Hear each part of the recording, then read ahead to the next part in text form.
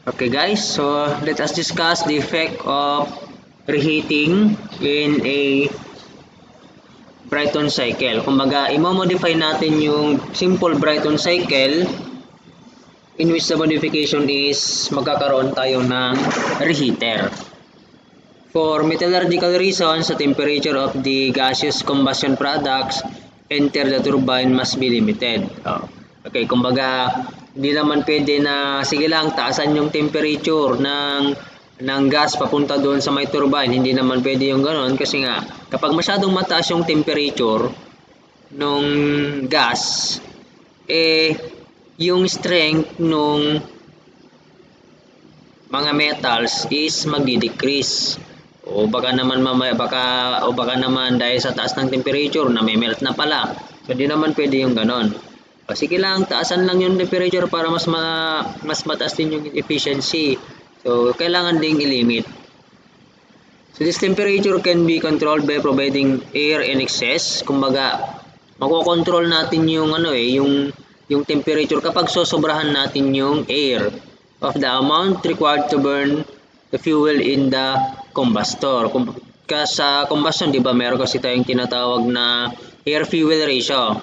So, air-fuel ratio theoretical, yun yung ideal or yun yung minimum amount of air na kailangan mo to burn a fuel. So, ang ginagawa nila is para yung temperature daw ay malimit or mas mapababa yung temperature, dadamihan yung air. Okay, so sobrahan yung air-fuel ratio, parang ganon. So, as a consequence, the gases exiting the combustor contain sufficient air to support the combustion for additional fuel. Kasi nga, sobra yung anyway, explain ko mamaya, no? Some gas turbine power plants take advantage of the excess air by means of multi-stage turbine with a reheat combustor between the stages. Okay, so bali ito yung ating schematic diagram. Ito, yung ating schematic diagram. Ayan. So, papasok yung combustor sa yung air doon sa may compressor, so lalabas. Then state 2 papasok sa may combustor. So dito pa lang, yung amount of air or yung excess air is or yung amount o yung air fuel ratio is sobra-sobra. Okay? So ngayon, dahil sa sobra yung air, pwede mo pang magamit yung excess air dito sa another na reheater or combustor. Kasi nga, kung halimbawa sakto lang yung nilagay mong air dito, pagdating dito, hindi mo na siya pwedeng i-injectan pa ng fuel. Kasi nga, sakto lang yung air na nilagay mo dito, hindi mo na pwedeng kasi mayroon tayong sinusunod na, 'di ba, air fuel ratio minimum. So kung halimbawa dadagdagan mo pa ng fuel dito or mag-i-inject ka pa ng fuel, sakto yung air na nilagay mo dito, ang mangyayari niyan, incomplete yung combustion. Okay, so kung maalala natin yung ating combustion engineering. So yon yung sinasabi kanina. Okay? So, ayan. So, bali nagkaroon na tayo ng dalawang turbina tsaka dalawang combustor. So, in effect, ang mangyayari doon sa work ng turbine would increase. Ayan, kasi nga, dalawa na yung natin. Dalawa na yung tinatawag na, ito, yung 3 to A, yan yung work ng turbine sa my stage 1. And then, from B to 4, yan yung work ng turbine sa my stage sa B to 4 stage 2. Ayan. Okay, now, halimbawa, yung natin kasi, yung 1, 2, 3, and then 4 prime, yan yung simple Brayton cycle natin. So, ang nangyari, yung QA ng Brayton cycle, di ba? Simple Brayton cycle, that is 2 to 3. And then, pagdating naman dito kay reheat. Okay? So, ang mangyayari niyan, mag-heat addition dito kay 2 to 3 plus meron pang dito kay A to B. So, bale mag-i-increase yung QA. Okay? Now, dito naman sa QR, ang QR ng simple Brayton is from 4 prime to 1. And then, kapag mayroon kang reheater niyan, that is 4 to 1. So mas malaki, nag-increase yung QA, nag-increase din yung QR sa Brayton cycle with reheating. Okay, another na ano dito is, ang advantage naman nito is ito. Halimbawa, no, extend natin yung 3, lagay natin dito. Extend natin dito yung 3 and then pababa yan. Andito yung ating 4 prime. Ayan, 4 prime. Halimbawa, no. Ngayon, yung ginawa kong ano ulit, yung ginawa kong drawing, yung 1, 2, and then yung panibagong 3, and then 4 prime. This is a Brayton cycle pa rin, no.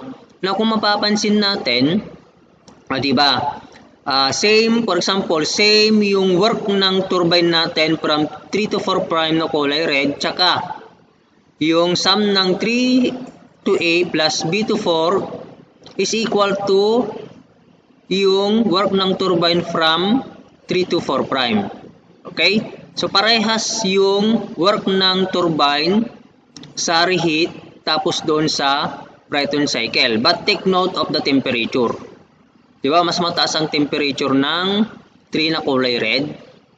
Okay? So yun yung isang advantage ng reheat. Diba? Sabi nga kanina, malimit para malimit yung temperature papasok sa may turbina. Okay? So, ayun. Ayun yung mga advantage and disadvantages. In terms of thermal efficiency, mag-increase siya but not significant. No? Hindi ganon kataas. Okay? Mag-i-increase nga lang yan kapag lalagyan natin ng, magiging significant yung increase in thermal efficiency kapag lalagyan natin yan ng regenerator. Ito pa yung isang advantage na meron ang reheater. Okay? In compare with Brayton cycle, kung mapapansin natin, ito yung ating 4 prime. Kumbaga, yung amount of heat na pwede nating makuha pa through regeneration ay ito lang. Yung difference ng temperature ng 4 prime to 2. Okay? In compare with kapag meron tayong reheater, ito 'yon. Diba? So mas malaki ito, yung difference in temperature ng 4 to 2. So mas malaki yung heat na pwede pa nating magamit for regeneration. So yun yung isang advantage isa pang advantage ng reheating. Okay? So ano pa ba yung mga advantage? So in terms of work ng compression, walang nagbago. Kikita naman natin dyan, no? Kasi isa lang naman yung ginamit dyan. Okay, yung turbine, mag-i-increase yan. Yung QA, mag-i-increase. Yung QR, mag-i-increase. Ano pa ba? Yung work net, syempre, mag-i-increase. Okay, thermal efficiency mag-i-increase but not significant. Maliban lang kung magiging significant lang yan kapag lalagyan natin ng regenerator. Okay? So mas lalo na kapag eto. Ayan. Combination ng reheating tsaka intercooling with regeneration. Diba? Reheating na, may intercooling na, meron ka pang regeneration. So reheat between turbine stages and intercooling between compressor stages provide two important advantages.